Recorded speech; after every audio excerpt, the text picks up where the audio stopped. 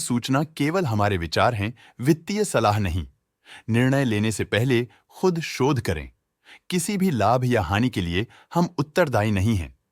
आज हम देख रहे हैं जागरण प्रकाशन लिमिटेड के 2024-25 Q3 की consolidated financial performance. Starting with the sales, पिछले क्वार्टर से सेल्स में 15.68% का इंक्रीज हुआ है, मगर कंपनी ने पिछले साल के मुकाबले 1.08% का सेल्स इंक्रीज रिपोर्ट किया। Expenses 11.63% quarter on quarter increase हो गए हैं, जो साल भर का 4.14% की राइज के साथ अलाइन करता है। क्वार्टरली एक्सपेंसेस के कंपैरिजन में सेल्स इंक्रीज होना दिखाता है कंपनी ने अच्छा परफॉर्म किया। हालांकि सालाना कंपनी को चैलेंजेस का सामना किया। ऑपरेटिंग प्रॉफिट, जो पिछले साल के कंपैरिजन में -10.78% डाउन है, quarter on quarter around 38.4% increase हुआ। Operating profit margin OPM annual basis पे -2.41% से डिक्रीज हुआ है, मगर क्वार्टरली ऑपरेटिंग प्रॉफिट मार्जिन 2.97% से इंक्रीज हुआ है। एक्सेप्शनल आइटम्स को ऐड करके अदर इनकम पिछले क्वार्टर के कंपैरिजन -21.64% गिर गई, बावजूद इसके कि ईयरली डिक्लाइन -20.49% है।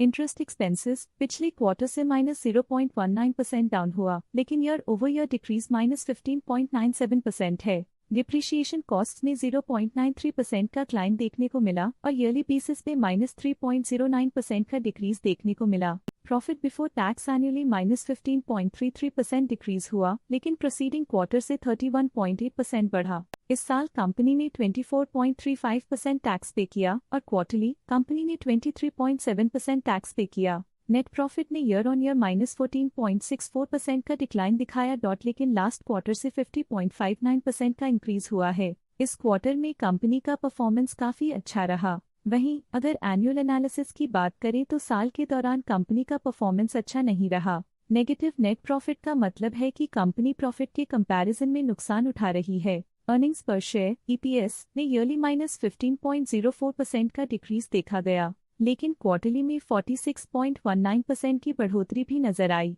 इस क्वार्टर में कंपनी का EPS काफी अच्छा रहा। साल का EPS इतना अच्छा नहीं रहा। नेगेटिव प्रॉफिट कमजोर एफिशिएंसी को दिखाता है।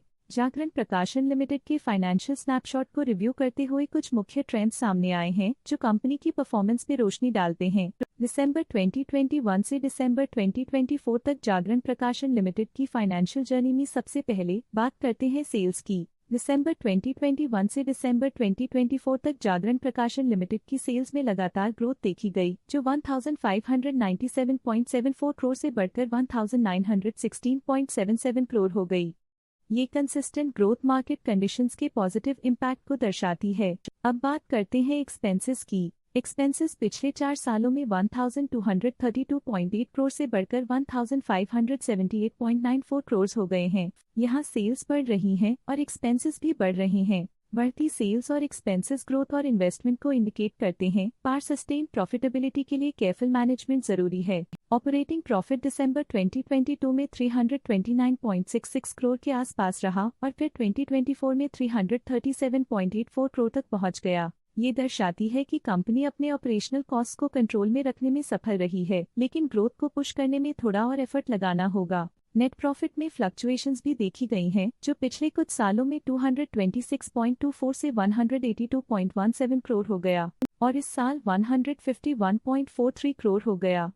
ये कंपनी के एक्सीलेंट परफॉर्मेंस को इंडिकेट करता है। कुछ पीरियड्स में EPS में भी फ्लक्चुएशन देखी गई है, जो कभी 7.79 के आसपास रहा और कभी थोड़ा इम्प्रूव या डिक्लाइन हुआ। ये इंडिकेट करता है कि कंपनी को अपनी अर्निंग्स को स्टेबल रखने के लिए कंसिस्टेंट एफर्ट्स की जरूरत है। ये नेगेटिव परफॉर्मेंस जागरण प्रकाशन लिमिटेड के लिए एक वेकअप कॉल है, जो कंपनी को अपनी स्ट्रेटेजिक प्लानिंग और फाइनेंशियल मैनेजमेंट को सुधरने की जरूरत को हाईलाइट करती है, ताकि वो अपने लॉसेस को कंट्रोल कर सके और फ्यूचर में स्टेबिलिटी और ग्रोथ को टारगेट कर सके। चलिए अब बात करते हैं शेयर होल्डिंग पैटर्न की। जागरण प्रकाशन की शेयर होल्डिंग रिपोर्ट्स कुछ इस प्रकार की हैं, जो दिसंबर 2024 के 31 तक चलता है। ये रिपोर्ट कंपनी के शेयर्स की डिटेल्ड जानकारी देता है, जिसमें promoters, promoter groups, foreign investors, public investors और सरकारी एंटिटीज शामिल हैं। पब्लिक द्वारा हेल्ड शेयर्स का परसेंटेज 19.4% से इंक्रीज होकर 2024 के दिसंबर में 19.46% तक का इंक्रीज से देखा गया। ये चेंजेस स्टेट है कि पब्लिक की इन्वेस्टमेंट कंपनी में क्वार्टर टू क्वार्टर इंक्रीज हुई है।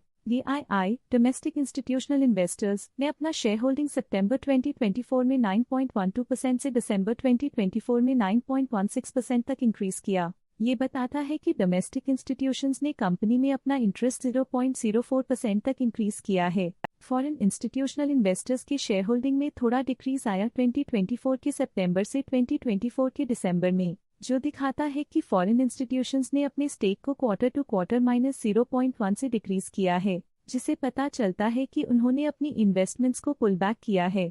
ये था कंपनी का करंट शेयर होल्डिंग पैटर्न। आज के लिए फाइनेंशियल सेक्टर में इतना ही। देखने के लिए धन्यवाद।